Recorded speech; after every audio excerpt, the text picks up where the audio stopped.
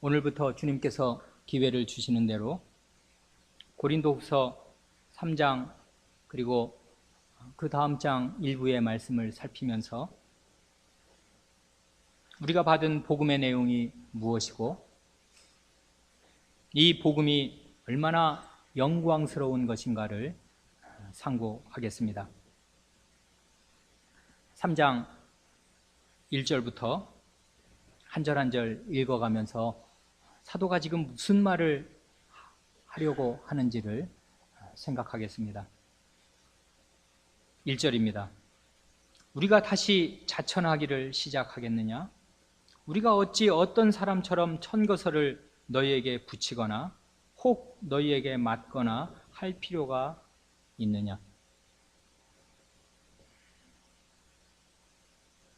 어떤 사람처럼 이라는 말이 나오고 우리가 라는 말이 나와서 두 종류의 사람을 대조합니다.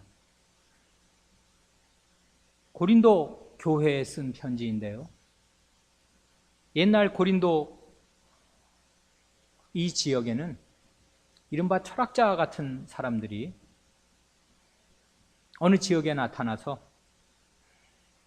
그 지역에서 자기 철학을 강론하면서 그 사람들에게 돈을 받는 일이 있었습니다. 또한 유대 지역에서 유대교를 열심히 믿는 사람들이 어떤 추천서를 가지고 와서 나는 이 구약의 율법을 말하자면 이 하나님의 말씀을 너희들한테 전할 수 있는 그런 자격을 가진 사람이다 하는 말하자면 추천서, 신임장 이것을 가지고 와서 교회에 제출하고 그래서 교회의 승인을 얻으면 그렇게 교회 앞에서 하나님의 말씀을 강론하는 일들이 있었습니다. 그런데 사도는 자기가 복음을 전해서 세운 이 고린도 교회를 향하여서 우리가 자기 스스로를 너희에게 천거하기를 다시 시작하겠느냐? 우리가 어찌 어떤 사람들처럼 추천서를 너희한테 붙일 필요가 있느냐 합니다. 복음 사역자로서 바울 사도는 다른 기독교인들, 다른 교회가 써준 추천이나 추천서를 결코 사용하지 않았습니다. 이분이 사용한 추천서는 자기가 전하는 복음 그것 하나뿐이었습니다. 다른 신임장이 필요가 없었습니다.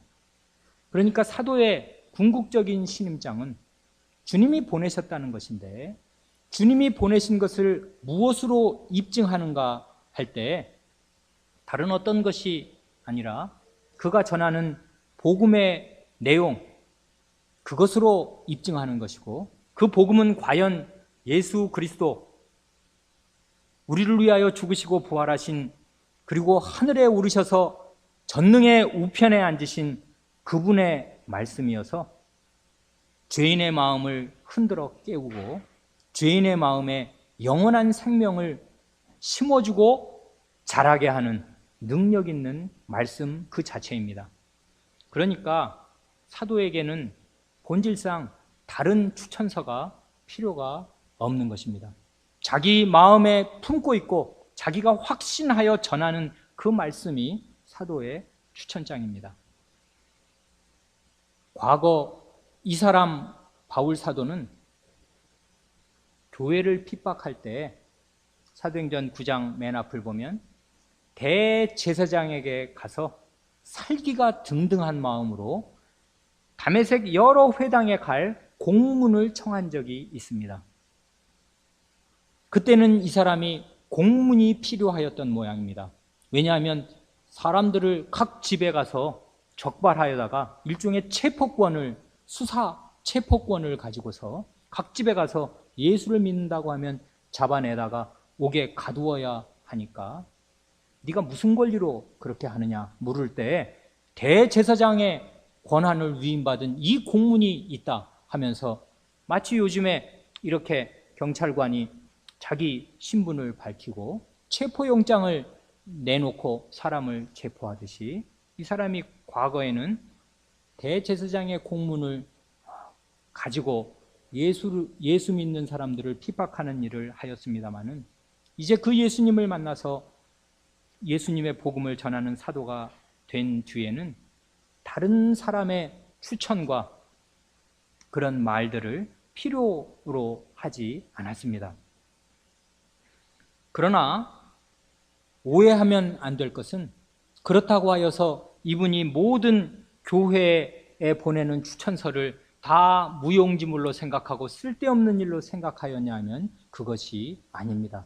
자기 자신이 어떤 목사와 복음 전도자를 어디로 보낼 때, 어떤 사역자를 보낼 때 기꺼이 추천서를 써준 일이 여럿 있습니다.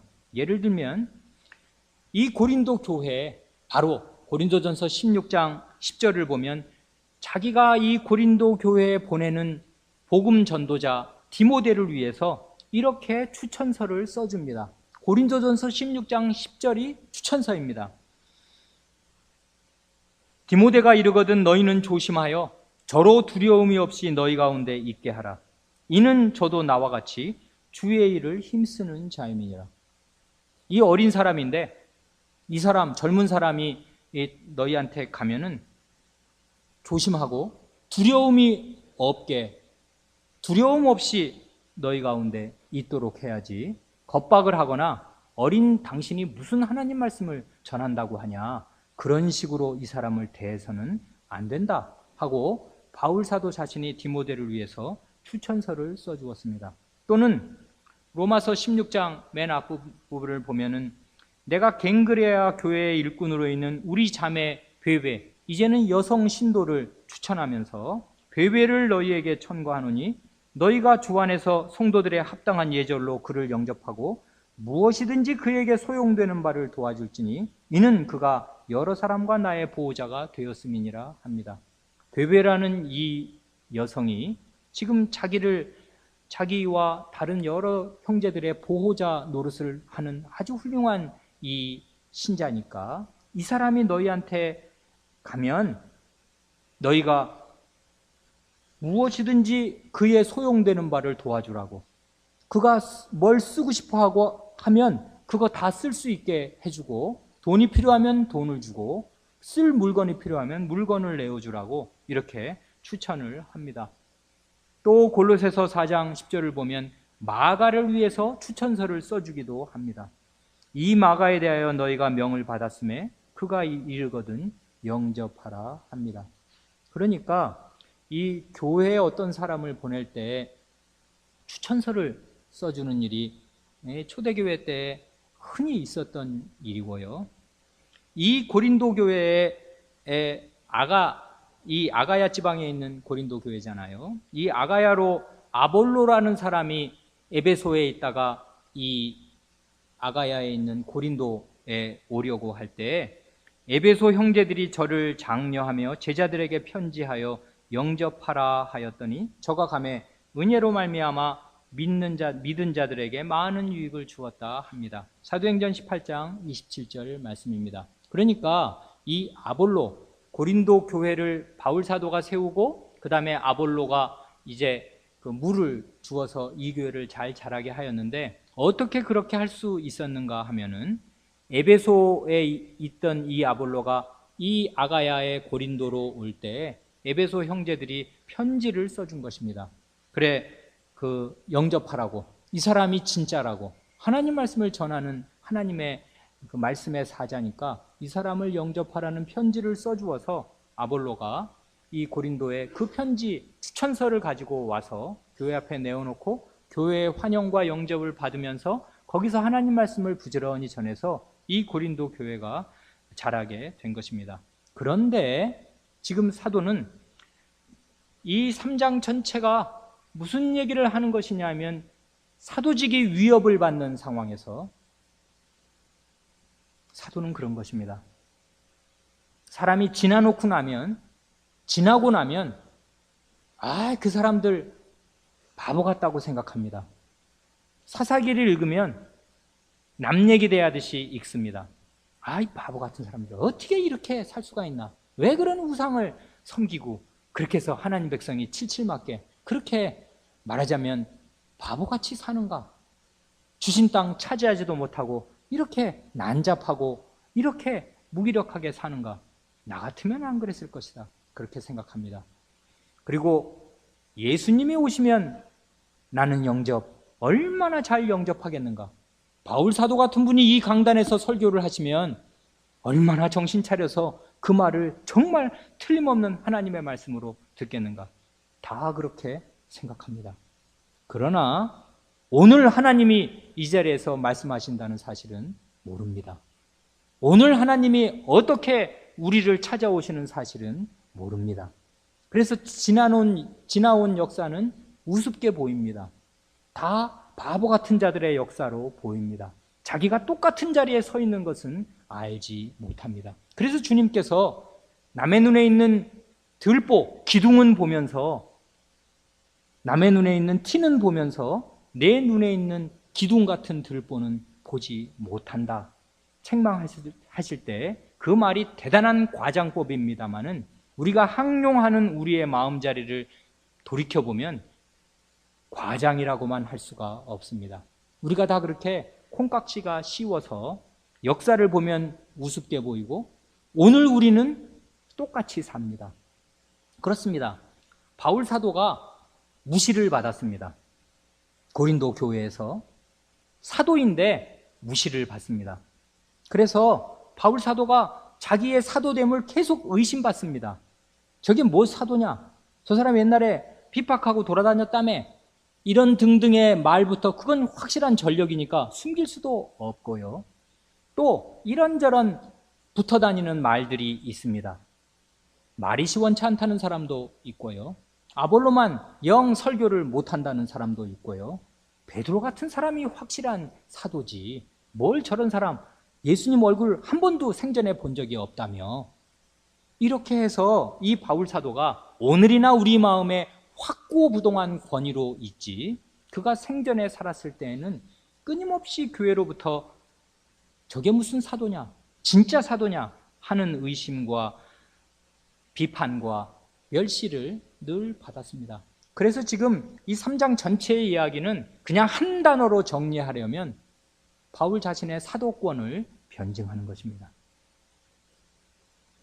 그래 1절이 이런 말로 시작하는 것입니다. 이때 우리는 사실은 나의, 말하자면 대명사입니다. 내가 다시 자천하기를 시작하겠느냐? 내가 어찌 다른 사람들처럼 너희들에게 추천서를 붙일 필요가 있느냐 합니다. 나는 그렇게 안 한다 합니다. 그 이유가 그 다음 절에 나옵니다. 2절입니다.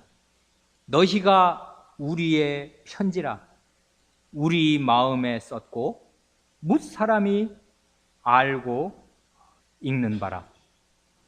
추천서 얘기를 추천서 얘기를 하다가 편지로 살짝 넘어갔습니다. 같은 뜻으로 쓰면서 말을 살짝 바꾼 것입니다. 너희가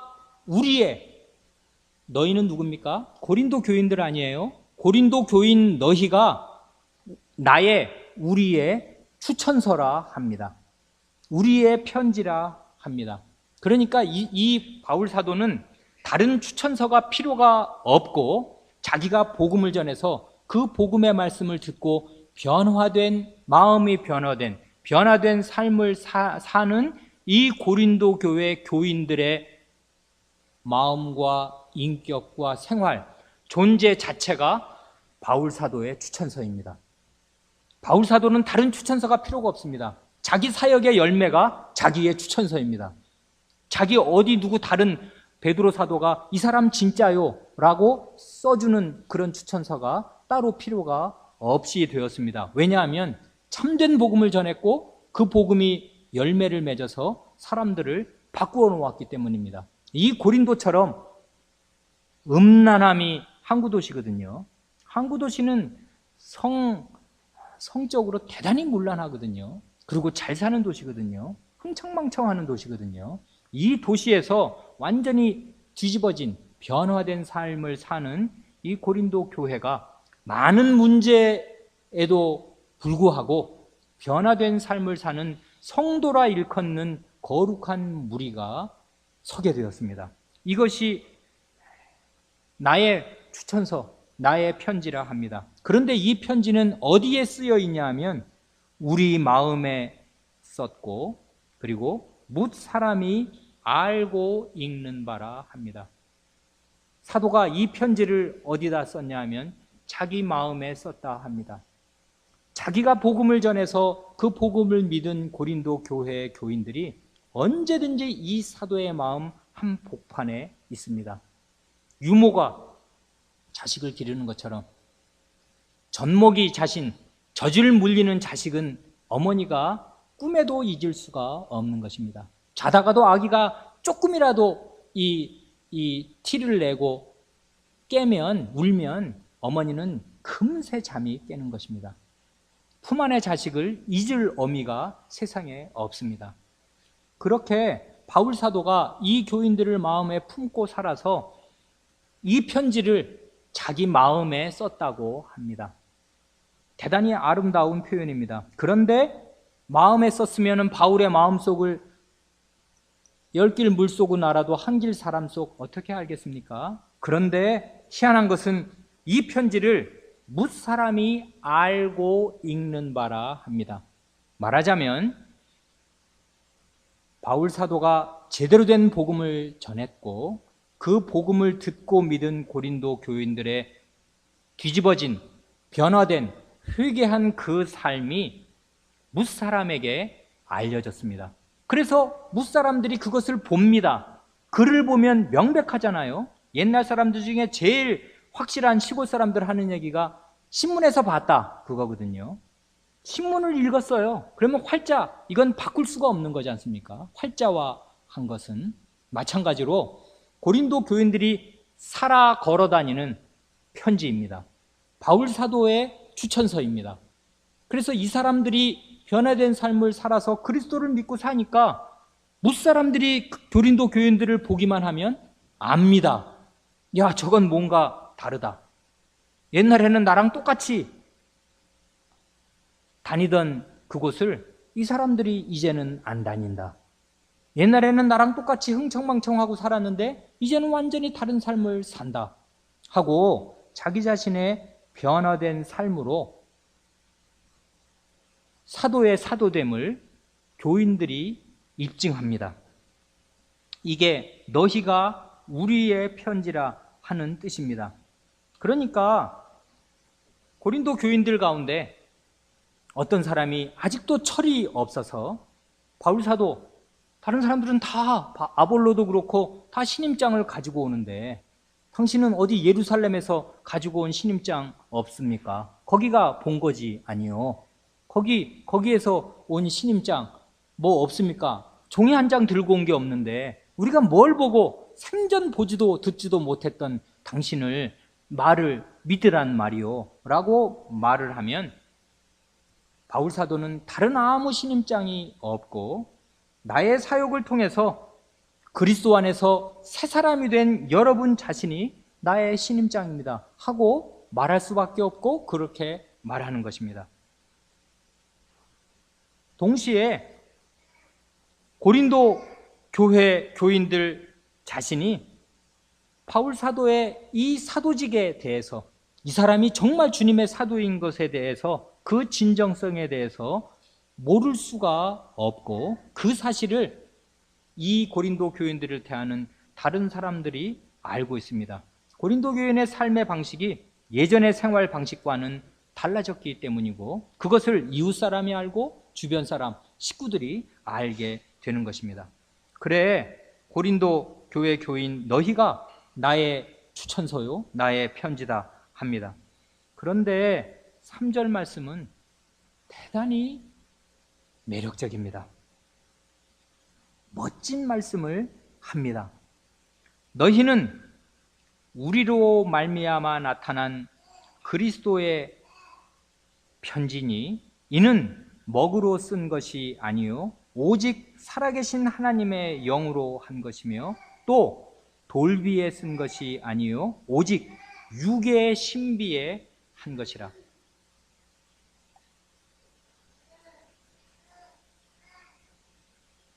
아까는 2절에서는 너희가 우리의 편지라 하였습니다. 나의 편지라 하였습니다. 내가 내 마음에 썼습니다. 내 편지입니다. 너희가. 그런데 3절에 오면 그 말에 진실이 뭐였는가, 그 말에 담긴 속뜻이 뭐였는가가 이렇게 드러납니다. 너희는 우리로 말미암아 나타난 그리스도의 편지라 합니다. 바울 사도는 겸손한 사람입니다. 자기가 복음을 전했고 그 복음을 믿은 이 사람들이 과연 자기의 추천사가 되어서 자기의 편지라고 해놓고, 그러나 그 본질을 살피자면 내가 쓴 편지가 아니라 그리스도 자신이 쓴 편지라 합니다. 너희는 나의 편지가 아니라 그리스도의 편지라 합니다. 이 말이 지금 앞뒤 모순이 아니지 않습니까? 1차적으로 2절에서 너희는 우리의 편지를 할 때 그 말을 우리가 충분히 알아들을 수 있는데, 그 말의 본질로 더 들어가면 너희는 우리로 말미암아 나타난 그리스도의 편지라 합니다. 정확히 씁니다. 우리의 편지라는 말은 우리로 말미암아 나타난 편지입니다. 하나님께서, 그리스도께서 사도를 쓰셔서 이 사람들을 편지로 만드셨습니다. 사도가 전한 복음으로 말미암아 이 사람들이 새 사람들이 되었습니다.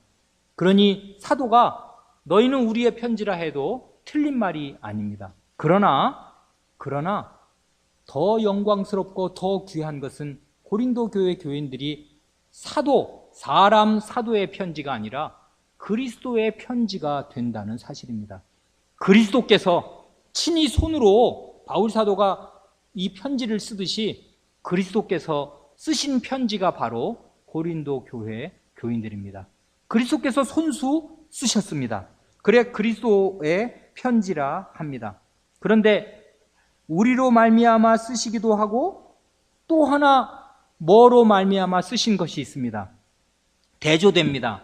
뭐와 뭐가 바로 대조되냐 하면 두 가지가 대조되는데요. 그 다음에서 이는 먹으로 쓴 것이 아니요 오직 살아계신 하나님의 영으로 한 것이며, 먹과 영이 대조됩니다. 먹이라는 거 우리 어린 초등학생들은 잘 모를 수도 있을지 모르겠어요. 학교에서 붓글씨 써봤나요? 붓글씨 써야 먹을 갈잖아요. 옛날에는 먹으로 글을 쓰잖아요. 그러니까 요즘 말로 사도가 쓴다면 이는 연필로 혹은 볼펜으로, 만년펜도 요즘엔 안 쓰니까요. 먹으로라는 거는 연필로, 볼펜으로, 펜으로 해도 그만입니다. 이 사람이 수단으로 쓰는 이 먹으로 쓴 것이 아니고 오직 살아계신 하나님의 영으로 쓴 것이라 합니다. 그리스도의 편지인데 그리스도께서 사도로 말미암아 이 편지를 나타내셨고 쓰시기는 살아계신 하나님의 영으로 쓰셨습니다. 그러니까 그리스도께서 쓰신 수단이 두 가지이면서 한 가지입니다. 사도를 쓰셨고 살아계신 하나님의 영을 사용하셔서 그리스도 자신이 이 편지를 쓰셨습니다. 그렇잖아요? 그러니까 성신의 도구가 된 사도를 쓰셔서 이 편지를 쓰신 것입니다. 이 편지는 누구냐 하면 고린도 교회 자신입니다. 우리가 다 그런 사람들입니다.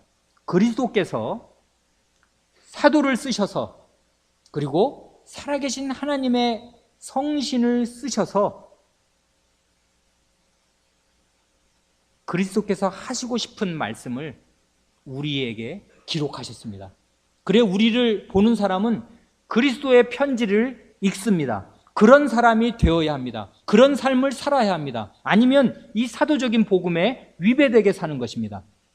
우리를 무사람이 읽고 아는 편지가 되어서 그리스도의 편지가 되어서 그리스도께서 쓰시되 자신이 보내신 사도를 통해서 사도로 말미암아 쓰시고 자신이 보내신 살아계신 하나님의 성신으로 말미암아 이 편지를 쓰신 편지니 얼마나 이 편지는 능력 있는 편지이며 살아 움직이는 편지입니까? 그런데 아시는 대로 훈민정음 해례본이 여전히 국보가 되어서 있습니다마는 그거 5, 600년 된 거 아닙니까?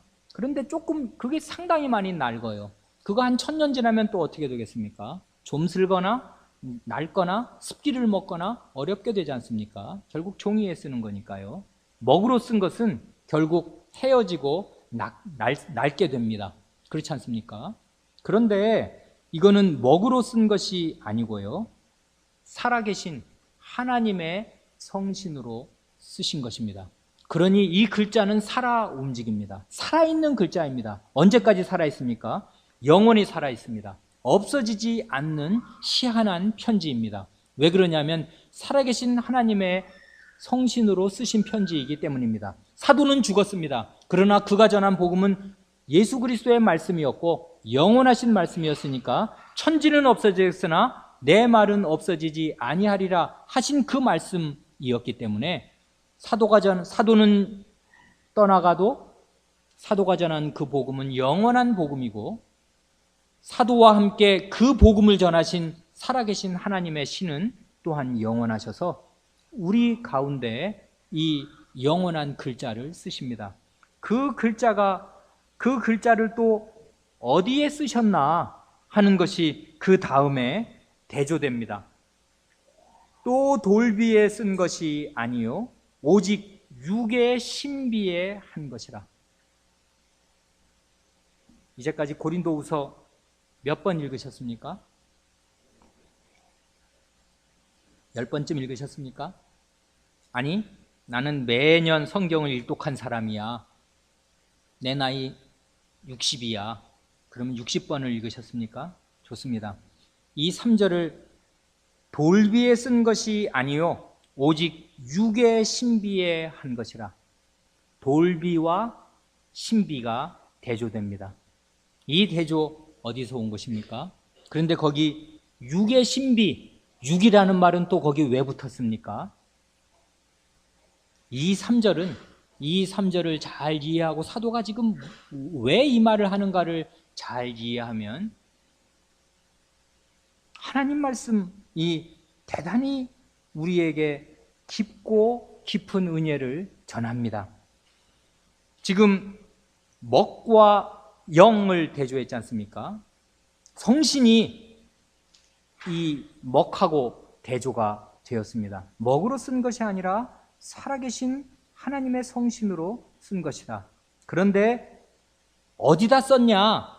지금 쓰는 주체는 예수 그리스도시고 쓰시는 수단은 사도와 성신인데 쓰는 장소, 쓰는 그 대상 어디다가 지금 썼냐 하는 게 돌비와 육의 신비 이렇습니다. 그 돌비라는 거는 희한하죠. 우리말이 앞에 말은 한글이고 뒤에 말은 한자입니다. 그렇죠?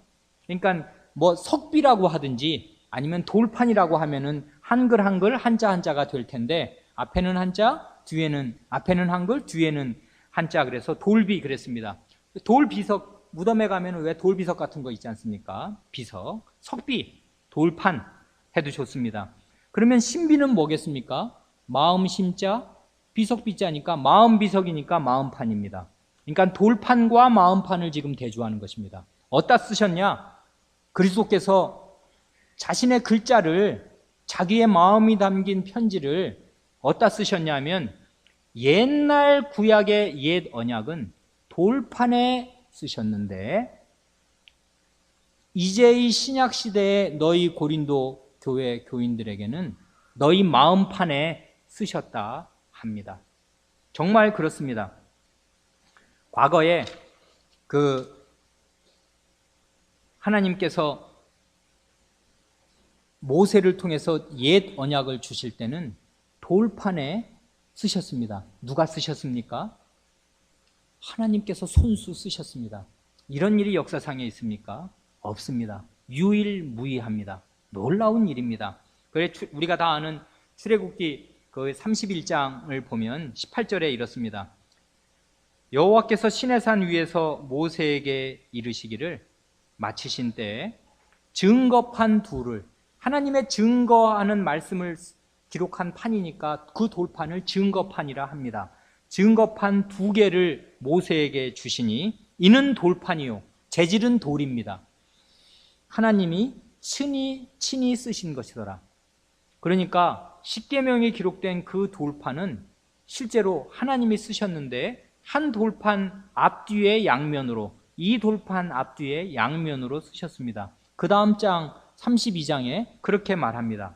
출애굽기 32장 15, 16절 모세가 돌이켜 산에서 내려오는데 증거의 2판이 그 손에 있고 그 판의 양면 이편 저편에 글자가 있으니 그 판은 하나님이 만드신 것이요 글자는 하나님이 쓰셔서 판에 새기신 것이더라.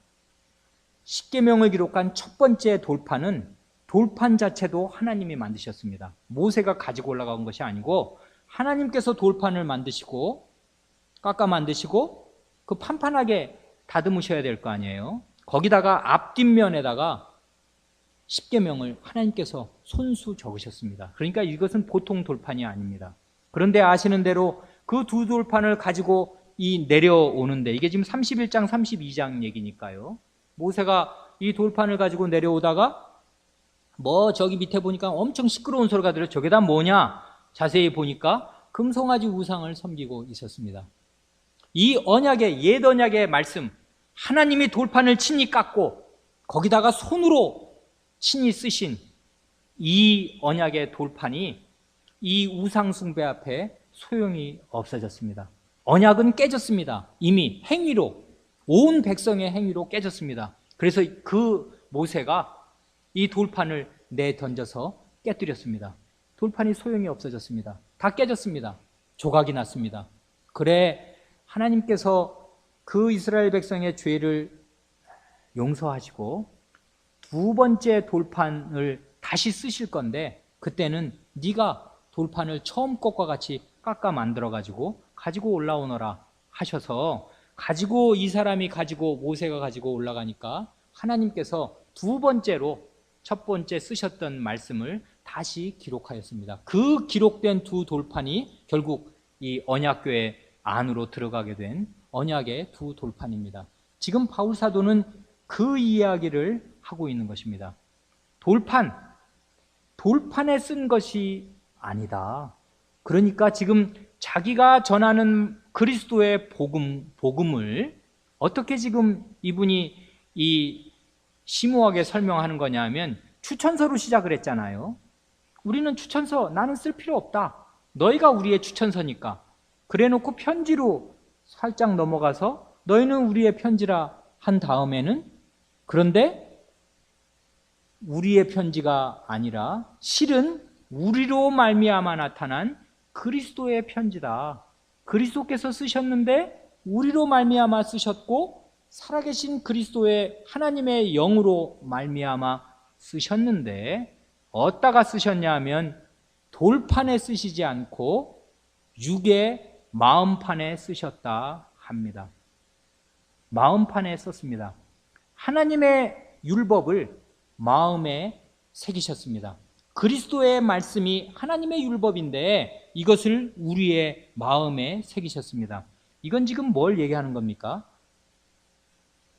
이 논의는 구약의 옛 언약과 새 언약을 비교하면서 하나님께서 말씀하시는 그 논의를 알지 못하면 사도가 지금 이해하는 말을 뭔 말을 하는 건지 이해할 수가 없습니다. 하나님께서 이렇게 지금 아까 돌판에 새겼다는 거는 우리가 알잖아요. 그리고 그 말씀을 새겨주신 게 이스라엘 백성을 이스라엘 백성 되게 한 것입니다. 이스라엘은 시내산에서 하나님과 언약을 맺고 언약의 2 돌판을 받음으로써 하나님의 언약 백성이 공식적으로 되었습니다. 그러니까 그것은 하나님과 하늘에 계신 하나님과 이 땅에 있는 이스라엘 백성이 맺은 언약입니다. 그럼으로써 우리가 하나님의 언약 백성이 된 것입니다. 이스라엘 백성이. 그러니까 혼인 서약하기 전 시간까지는 2 사람은 남남이잖아요. 서약을 하고 그 서약을 하나님이 제거하심으로써 딱 그 순간에 이 사람은 부부가 되는 것이거든요. 서약으로 언약으로 부부가 되지 않습니까? 마찬가지로 이 언약으로 하나님과 하나님의 백성이 하나로 맺어지는데, 이 언약의 말씀을 과거의 옛 언약 시대에는 돌판에 써주셨는데 이게 얼마나 큰 영광이었는지 말할 수가 없습니다. 우리도 그걸 보면 얼마나 마음이 설레겠습니까? 하나님이 친수로 쓰신, 친히 손으로 쓰신, 그리고 첫 번째 깨진 돌판은 아깝게도 하나님이 직접 깎아서 만드신 그 돌판, 앞뒤 양면으로 쓰여져 있는 그 돌판을 보면 히브리어 배우고 싶지 않겠습니까? 야, 하나님이 이 글자를 이렇게 쓰셨구나. 이게 하나님의 마음이로구나. 그런데 돌판에 쓰셨습니다. 그것의 약점이 뭡니까? 하나님의 돌판에 쓰셨는데 돌판은 어디에 있습니까? 몸 안에 있습니까? 몸 밖에 있습니까? 몸 밖에 있지요. 그게 물리적으로 몸 밖에 있을 뿐 아니라 실제로 그 돌판이 끝끝내 이스라엘 백성의 마음 밖에 있었습니다. 그래 이스라엘 백성이 망한 것입니다. 하나님의 백성인데 하나님의 언약의 말씀, 하나님이 친수로 쓰신 언약의 말씀이 끝끝내 마음 밖에 있었습니다. 마음 안으로 들어오지를 못했습니다. 그 언약의 말씀이. 그래서 이스라엘 백성이 망했습니다. 그래 하나님께서 그렇게 애정을 기울이고 자기 백성을 삼으시려고 그 큰 이적을 일으키셔서 죽어도 잊을 수 없을 만큼 하늘에 있는 하나님이 땅으로 내려오셔서 언약을 맺어주셨건만은 이 언약이 이들의 마음속을 뚫고 들어가지 못하는 현실을 깊이 근심하시고 한탄하셨습니다. 그래 옛 언약이 이게 하나님의 말씀이 아니어서가 아니라 이 말씀이 이 사람들의 마음속에 심어지지 않는 한에는 백약이 무효요, 아무리 하나님의 말씀이라도 하나님의 말씀으로서 이 사람들 속에 작용 못하는 것을 아셨습니다. 결국 사람은 마음입니다. 마음이 사람입니다. 마음을 주지 않으면 몸을 아무리 가까이 있어도 소용이 없습니다. 예배도 똑같은 거 아닙니까? 여기 와서 앉아 있으면 뭐합니까? 마음이 딴 데가 있으면 백날을 앉아 있어도 소용이 없는 것입니다. 부모님이 생각하여야 할 일이 그것입니다. 아이의 마음이 예배 시간에 와 있나, 열려 있나, 그것을 보아야 합니다. 하나님께서 그것을 보셨습니다. 마음으로 이 돌판에 말들이 들어가지 않는 것을 보셨습니다. 그래서 하나님께서 이 구약을 전체로 마감하시는 때에 막판에 이스라엘이 출애굽을 했던 이스라엘이 몇백 년을 지내는 동안에 사사시대와 여로왕시대를 거쳐서 몇백 년을 지나는 동안에 더 이상 손댈 수가 없이 망하고 망하게 되어서 마지막으로 망하는 시점에 하나님께서 이런 새 언약을 말씀하셨습니다. 이 새 언약의 말씀을 바탕으로 육의 신비라는 말을 이 사도가 하는 것입니다. 하나님께서 새 언약을 이렇게 말씀하십니다. 나라가 망하기 직전에 세우신 선지자가, 예언자가 예레미야 아니었습니까? 그리고 나라가 망한 다음에 포로로 잡혀가서 함께 잡혀간 다음에 활동한 선지자가, 예언자가 에스겔 아니었습니까? 이 두 예언자를 통해서 하나님께서 장차 어떤 날에는 이런 언약을 내가 그들 마음판에 쓰리라. 내가 옛날에는 시내산에서 돌판에 2번을 써봤는데 그거 소용이 없더라. 그래서 이제는 그들의 마음판에 내 말을 쓰리라 하는 언약을 주십니다. 예레미야 31장 33절 말씀입니다. 나 여호와가 말하노라. 예레미야 31장 33절.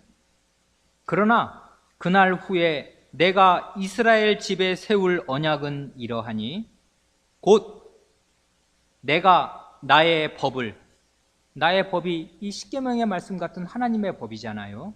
하나님의 법을 그들의 속에 두며 그 마음에 기록하여 나는 그들의 하나님이 되고 그들은 내 백성이 될 것이라.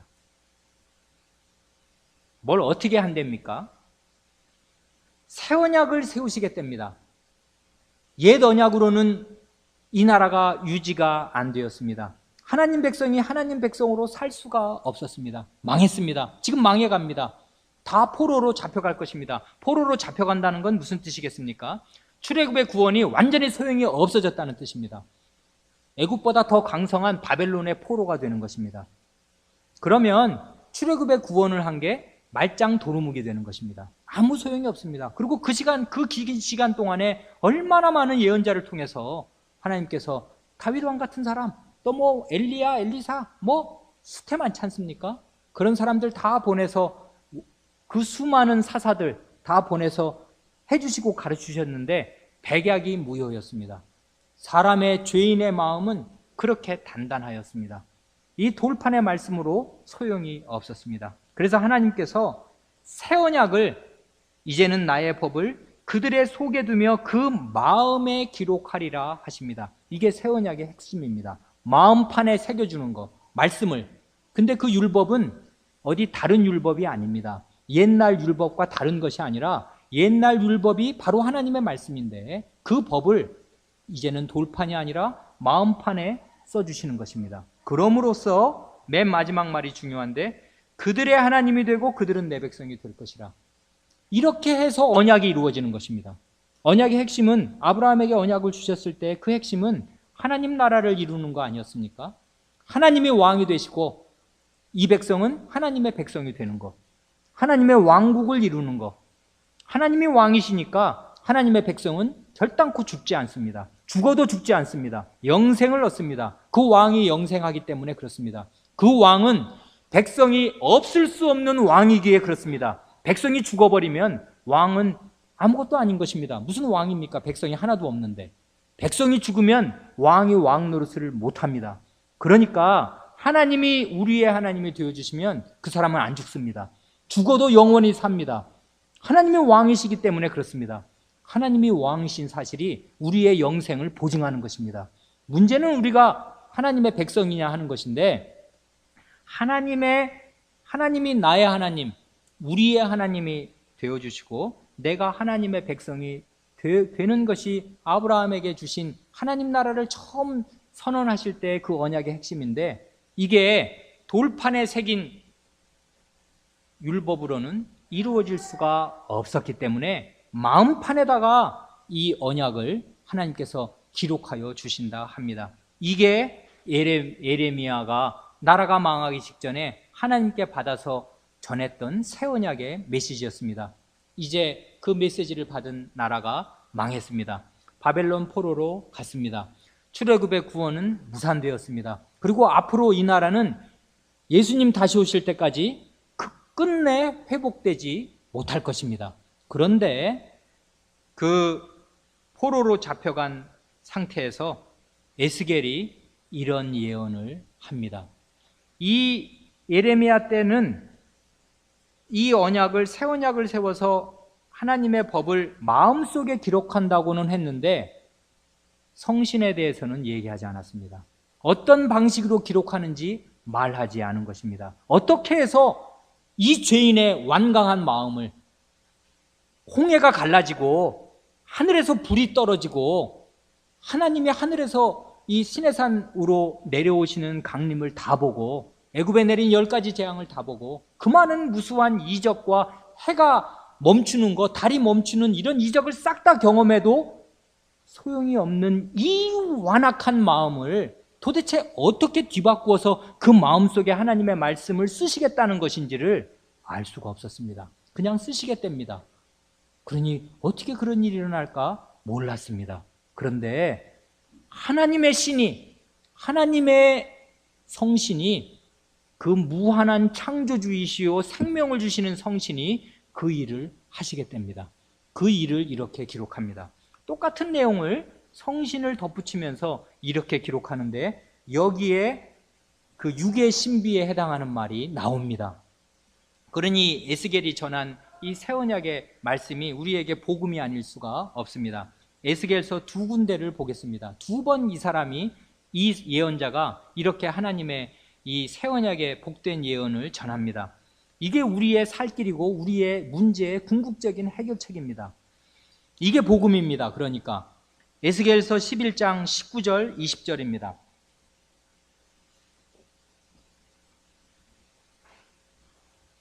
에스겔 11장 19절 20절입니다. 내가 하나님이죠. 여호와 하나님께서 그들에게 이 포로로 잡혀온 이 백성들에게 일치한 마음을 주고 그 속에 새 신, 새로운 하나님의 신을 주며 그 몸에서 굳은 마음을 제하고 부드러운 마음을 주어서 20절 내 율례를 좇으며 내 규례를 지켜 행하게 하리니 그들은 내 백성이 되고 나는 그들의 하나님이 되리라.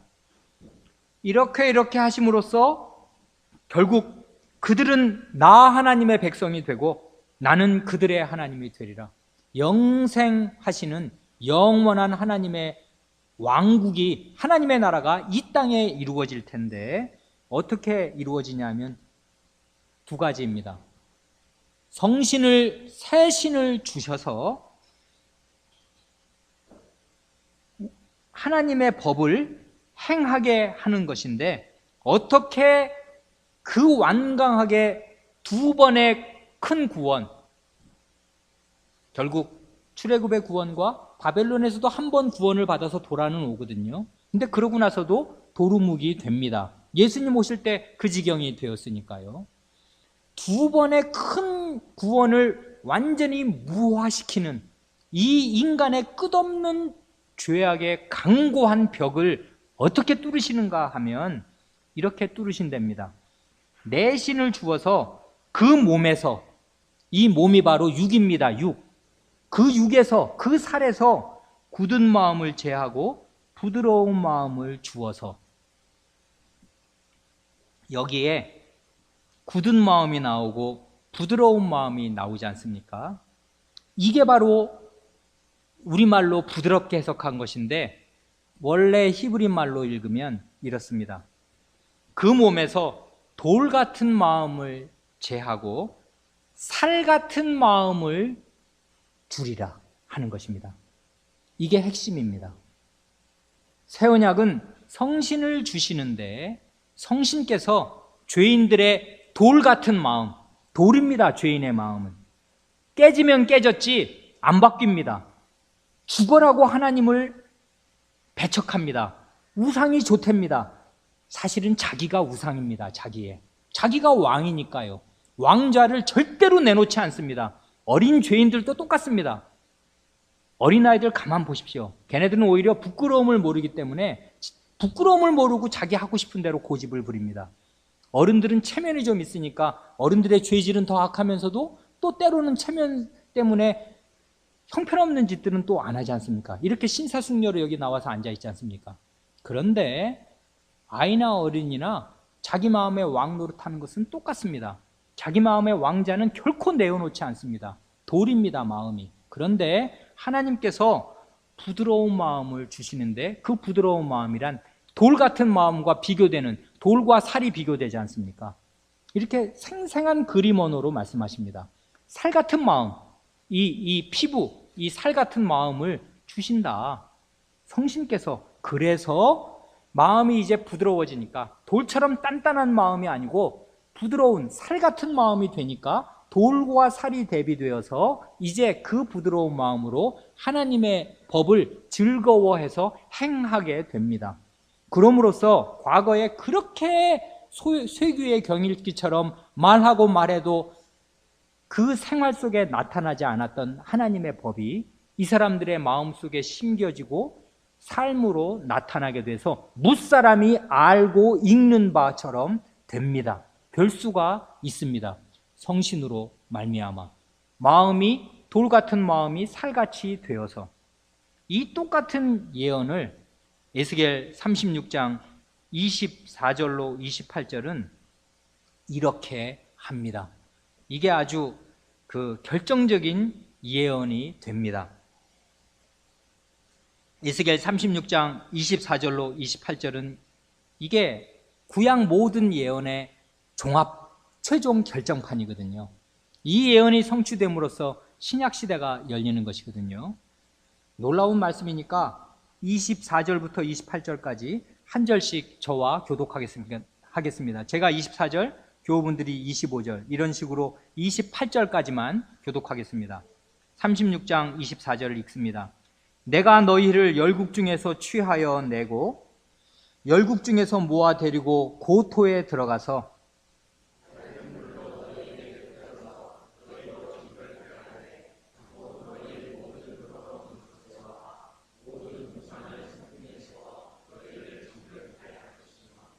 (26절이) 중요하잖아요. 또 새 영을 너희 속에 두고 새 마음을 너희에게 주되 너희 육신에서 굳은 마음, 돌 같은 마음을 제하고 부드러운 마음, 살 같은 마음을 줄 것이며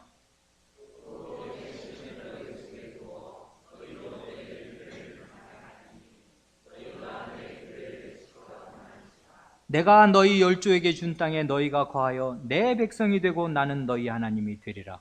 아멘. 이것이 구약 전체를 마감하는, 실제적으로 마감하면서 새 시대를 여는 가장 어두운 최악의 캄캄한 밤중에 빛나는 북극성 같은 별 같은 말씀입니다. 이 말씀에 빛이 있어서 구약 백성들은 살아온 것입니다. 참된 백성들은. 왜 그러냐면 여기 24절에 열국 중에서 취하여 내고, 지금 열국 중에서 뿔뿔이 흩어졌습니다. 바벨론, 그 다음에 페르시아로 나중에 바뀌거든요. 그 나라 곳곳에 흩어져 삽니다. 포로들이니까요. 열국 중에서 취하여 내서 너희 중을 모아가지고 고토에, 고토는 이 가나안 땅으로 다시 들어가게 해주신답니다. 그런데 맑은 물, 세례의 물 같은 맑은 물로 너희 죄를 씻어서 더러운 죄와 우상을 섬김에서 너희를 깨끗하게 해주신답니다. 죄를 씻어주십니다. 예수 그리스도가 안 나왔지만 예수 그리스도의 피로 너희의 죄를 씻어주신다, 그것입니다. 결국 예수 그리스도의 이름으로 받는 세례를 맑은 물로 표시했습니다.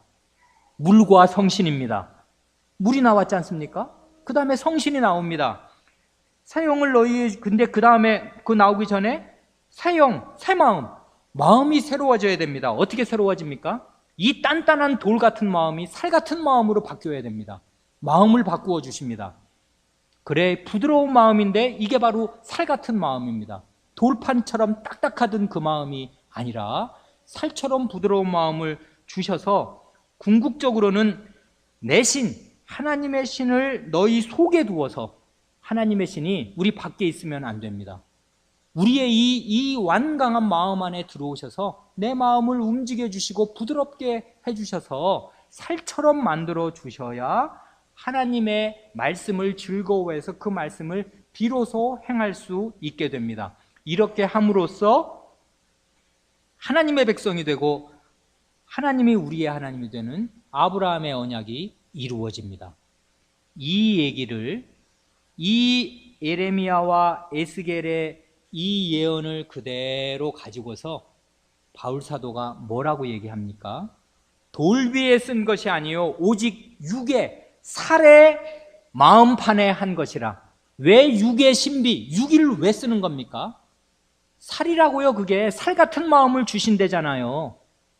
살, 돌이 아니라 돌과 살이 대비되지 않습니까? 너희 단단한 마음, 돌 같은 마음을, 굳은 마음, 돌 같은 마음을 제하고 살 같은 마음, 부드러운 마음을 주리라 하시잖아요. 뭘로 그렇게 하십니까? 성신으로 그렇게 하시잖아요. 그러니까 여기 보면 그리스도께서 사도적인 복음을 쓰셔서 살아계신 하나님의 신으로 너희에게 편지를 쓰시는데 그 편지의 내용은 하나님의 말씀이고요. 그리고 사실은 그 편지가 납니다. 신자입니다. 왜? 내 마음에 하나님의 말씀이 새겨져 있습니다. 어떻게 나 같은 죄인의 단단한 마음에 하나님 말씀이 새겨집니까? 돌판에 새기지 않으시고 성신으로 말미암아 내 이 살 같은 마음판에 새기시는 것입니다. 육의 신비란 그런 것입니다. 육, 살, 돌과 대비되는 살 같은 마음판에 하나님께서 성신으로 글자를 써주십니다. 그 글자는 하나님의 말씀이고 하나님의 율법입니다. 그렇게 이 백성이 살기를 원하셨던 그 말씀이 이제는 우리의 마음속에 성신으로 말미암아 새겨집니다. 이 사람이, 바울 사도가 성신의 사도가 되어서, 성신의 일꾼이 되어서, 또는 그리스도의 일꾼이 되어서 이 말씀을 전하였습니다. 여기 보면 그리스도가 주체가 되시면서 또한 성신이 주체가 되고 사도는 도구가 됩니다. 그리스도와 성신이 하나로 결합되어 있습니다. 그렇지 않습니까? 이게 지금 그리스도가 하시는 일인지 성신이 하시는 일인지 구별이 안 될 만큼 그리스도가 성신이고 성신이 그리스도이십니다. 성신과 그리스도께서 새 언약의 시대에 일체가 되어 행하셔서 우리의 이 가망 없는 돌 같은 마음을 부드럽게 하여 주십니다. 이게 복음입니다. 사도는 지금 그 일을 자기가 수행하고 있다고 하는 것입니다. 그래 3절은 너무나 아름답습니다. 그렇지 않습니까? 이 고린도후서 3장 3절 다 같이 읽고 마치겠습니다. 나머지 구절들은 차차로 하나님께서 기회를 주시는 대로 또 읽어나가면서 사도가 지금 무슨 말을 하고 싶은 건지, 이게 왜 우리에게 결정적인 복음이 되는지를 더 상고하겠습니다. 고린도후서 3장 3절입니다. 다 같이 낭독하겠습니다. 너희는 우리로 말미암아 나타난 그리스도의 편지니 이는 먹으로 쓴 것이 아니요 오직 살아계신 하나님의 영으로 한 것이며 또 돌비에 쓴 것이 아니요 오직 육의 신비에 한 것이라. 오직 부드러운 살의 마음판에 한 것이라. 마음이 부드러워야 새 언약의 백성입니다. 자기 마음에 하나님의 법을 즐거워해야 하나님의 백성입니다. 성신을 모셔서 하나님이 뭐라고 말씀하시면 튕겨내지 않고 부드럽게 아멘 하면서 그 말씀을 즐겁게 듣고 새겨듣고 그 말씀대로 사는 사람이 새 언약의 백성입니다. 그런 사람이 그리스도의 편지입니다. 그런 사람을 무사람이 읽고 압니다. 기도하겠습니다.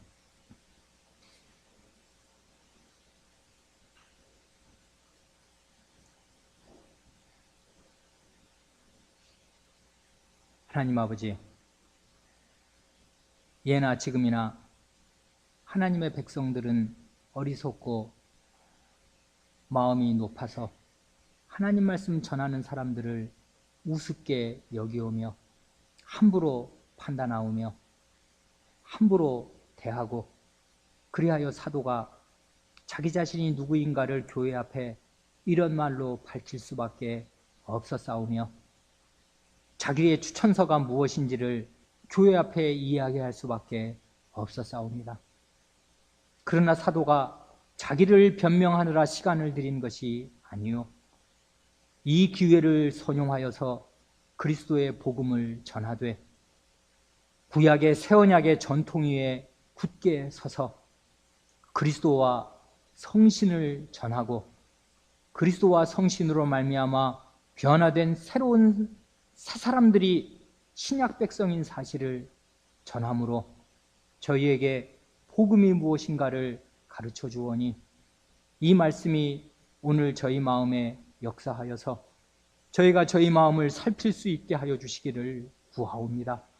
저희 마음이 하나님의 말씀을 들을 때 마음이 단단하여서 아무리 하나님께서 말씀하셔도 쇠귀의 경일찍기처럼 되어서 구약 백성이 가서 돌아오지 못하였던 그 길로 전철을 밟는 사람이 되지 않게 하여 주시고 하나님의 말씀이 전파될 때마다 부드러운 마음으로 살 같은 마음으로 그 말씀을 받아서 마음에 새겨 그리스도의 편지들이 되어 무사람이 저희를 볼 때마다 그리스도께서 하신 말씀을 읽을 수 있는 삶을 살 수 있게 하여 주시기를 비나이다.